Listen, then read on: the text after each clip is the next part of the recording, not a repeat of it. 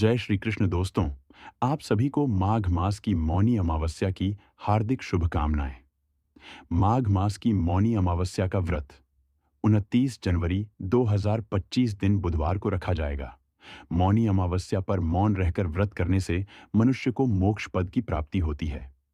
शास्त्रों के अनुसार ओठों से ईश्वर का नाम जपने से जितना पुण्य मिलता है, उससे कई गुना अधिक पुण्य मन में प्रभु का नाम लेने से मिलता है।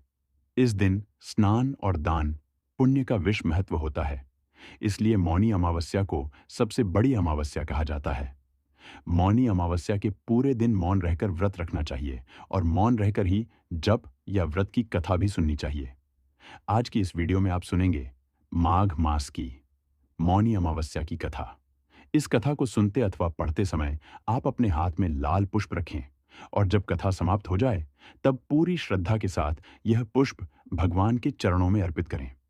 दोस्तों, इससे पहले कि हम लोग कथा प्रारंभ करें, आप लोगों से अनुरोध है कि हमारे वीडियो को लाइक करके चैनल को सब्सक्राइब कर दें।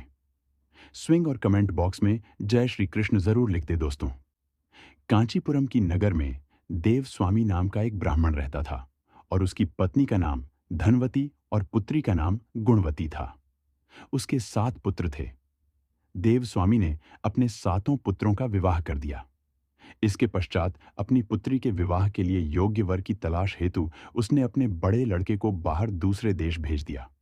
इधर देव स्वामी ने भी अपनी पुत्री गुणवती की कुंडली एक ज्योतिष को दिखाई। ज्योतिष ने गुणवती की कुंडली देखकर कहा कि ब्राह्मण देवता, आपकी पुत्री की कुंडली में तो दुर्भाग्य लिखा है। आपकी पुत्री की कुंडली में विवाह का योग ही नहीं है। यदि इसका विवाह हुआ भी तो सप्तपदी होते होते ही आपकी कन्या विधवा हो जाएगी। यह बात सुनकर करदेव स्वामी अत्यंत दुखी हुए और ज्योतिषी से इस योग के निवारण का उपाय पूछने लगे। ज्योतिषी ने उपाय बताकर कहा कि इस योग का निवारण सिंगल द्वीप निवासिनी सोना नाम की धोबन को घर बुलाकर उसकी पूजा करने से ही संभव हो पाएगा। ज्योतिषी के मुंह से ऐसी बात सुनकर देव स्वामी ने अपने सबसे छोटे बेटे के साथ अपनी पुत्री को सोना धोबिन के घर लाने के उद्देश्य से सिंगल द्वीप जाने के लिए तैयार किया। अब वे दोनों भाई बहन समुद्र के तट पर पहुंचकर समुद्र पार करने का उपाय सोचने लगे, लेकिन समुद्र बहुत विशाल था। उन्हें कोई उपाय नहीं सूझ रहा था। थक हार कर दोनों भाई बहन भूखे प्यासे ही एक वट वृक्ष के नीचे छाया में बैठ गए। उसी पेड़ पर घोंसले में एक गिद्ध का परिवार रहता था। उस समय घोंसले में सिर्फ गिद्ध के बच्चे थे। वे सुबह से भाई बहन के क्रियाकलापों को देख रहे थे। शाम को जब ग के बच्चों की मां भोजन लेकर घोंसले में आई तो वे उस भाई बहन की कहानी को बताने लगे। उनकी बात सुनकर गिद्ध की मां को नीचे बैठे भाई बहन पर काफी दया आई और बच्चों को आश्वासन दिया कि वह उनकी समस्या का समाधान करेगी। यह सुनकर गिद्ध के बच्चों ने भोजन ग्रहण किया। दया और ममता से वशीभूत गिद्ध माता उनके पास आई और बोली कि मैंने आपकी समस्याओं को जान लिया है। इस वन में जो भी फल फूल मिलेगा मैं आपके लिए ले आती हूँ तथा प्रातः काल में आपको सिंगल द्वीप धोबिन के पास पहुंचा दूंगी। अगले दिन सुबह होते ही गिद्ध माता ने दोनों भाई बहनों को समुद्र पार कराकर सिंगल द्वीप सोना के पास पहुंचा दिया। गुणवती प्रतिदिन सुबह सूर्योदय से पहले सोना का घर लीप दिया करती थी। एक दिन सोना ने अपनी बहुओं से पूछा कि प्रतिदिन सुबह हमारा घर कौन लीप होता है? तो बहुओं ने तारीफ बटोरने के लिए कहा कि हमारे अलावा और कौन ऐसा करेगा। लेकिन सोना को उनकी बातों पर यकीन नहीं हुआ और वह यह जानने के लिए पूरी रात जागती रही। तभी उसने सुबह गुणवती को घर साफ करते हुए देख लिया और उससे उसकी परेशानी पूछी तो गुणवती ने अपनी परेशानी बताई, जिसे सुनकर सोना चिंतित हो गई और उसके घर जाकर पूजा पाठ करने के लिए तैयार हो गई। घर से निकलने से पहले उसने अपनी बहू से कहा कि यदि मेरी अनुपस्थिति में किसी की भी मृत्यु हो जाए तो उसके शरीर को नष्ट मत कर देना। क्षण भर बाद ही दोनों अतिथियों के साथ सोना धोबन कांचीपुरम पहुंच गई। दूसरे दिन गुणवती का विवाह संपन्न हुआ और सप्तपदी होते होते उसके पति की मृत्यु हो गई, जैसा कि गुणवती के भाग्य में लिखा था। तब सोना धोबन ने अपने संचित पुण्य का फल गुणवती को दान देकर उसके पति को जीवित कर दिया और उन्हें आशीर्वाद देकर वह सिंगल द्वीप के लिए रवाना हो गई। संचित पुण्य के क्षीण होने से सोना के घर उसके पुत्र दामाद और पति की मृत्यु हो गई।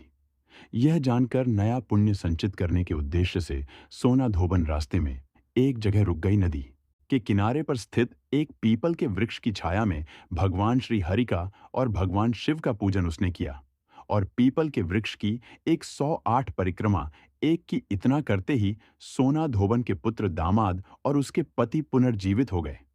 उसका घर धन धान्य से भर गया। इस प्रकार निस्वार्थ भाव से सेवा करने का उत्तम फल सोना धोबन को प्राप्त हो गया। इस प्रकार किसी भी अमावस्या तिथि पर या मौनी अमावस्या के दिन किसी पवित्र नदी में स्नान करके विधिवत भगवान विष्णु जी की पूजा अर्चना करने और पीपल के पेड़ की परिक्रमा करने से मनोवांछित फल की प्राप्ति होती है तथा परिवार के सदस्यों पर भगवान विष्णु जी का आशीर्वाद सदैव बना रहता है। बोलिए, भगवान श्री विष्णु जी और माता लक्ष्मी जी की जय। मौनी अमावस्या के दिन पवित्र नदियों में या जलाशय कुंड में स्नान करने से न सिर्फ पाप धुलती है बल्कि रोगतान होती है। इस दिन मौन रहने का इतना विशेष महत्व क्यों है? इसके बारे में शास्त्रों में वर्णित है कि इस दिन पूरे दिन मौन रहकर कर उपवास रखना चाहिए और जो लोग ऐसा करने में समर्थ नहीं हैं, वे लोग सुबह स्नान और दान करने तक भी मौन रहने का संकल्प ले सकते हैं, जिससे किए गए दान का 16 गुना पुण्य अधिक मिलता है। इस दिन व्रत रखकर रात के समय व्रत का पारणा किया जाता है। दोपहर के समय पितरों के निमित्त श्राद्ध तर्पण, पिंडदान, हवन इत्यादि किए जाते हैं। मौनी अमावस्या की तिथि प्रारंभ होगी 28 जनवरी दिन मंगलवार को शाम 7:03 से और अमावस्या तिथि समाप्त होगी 29 जनवरी दिन मंगलवार को शाम 6:05 पर। उदया तिथि के अनुसार मौनी अमावस्या 29 तारीख को ही मनाई जाएगी। मौनी अमावस्या के दिन ब्रह्म बेला में उठे। इस समय सबसे पहले भगवान विष्णु का ध्यान करें। मौनी अमावस्या के दिन पूजा करने तक बोलने की मनाही होती है, अतः मौन व्रत धारण करें। दैनिक कार्यों से निवृत्त होने के बाद सुविधा होने पर गंगा स्नान करें। इस समय बहती जलधारा में काले प्रवाहित करें। सुविधा न होने पर गंगा जल युक्त पानी से स्नान करें। अब आचमन कर पीले रंग के कपड़े पहने। अब भगवान भास्कर को अर्घ्य दें। इसके बाद दक्षिण दिशा में मुख कर पितरों को अर्घ्य दें। साधक पीपल के पेड़ में भी जल का अर्घ्य दें। इसके बाद भगवान विष्णु की पूजा विधि विधान से करें। इस समय विष्णु चालीसा का पाठ और मंत्र जप करें। पूजा के अंत में आरती कर सुख और आय में वृद्धि की कामना करें। पूजा के बाद अपनी आर्थिक स्थिति के अनुसार दान कर मौन व्रत खोलें। भगवान आपकी सभी इच्छा पूरी करें। जय श्री कृष्ण।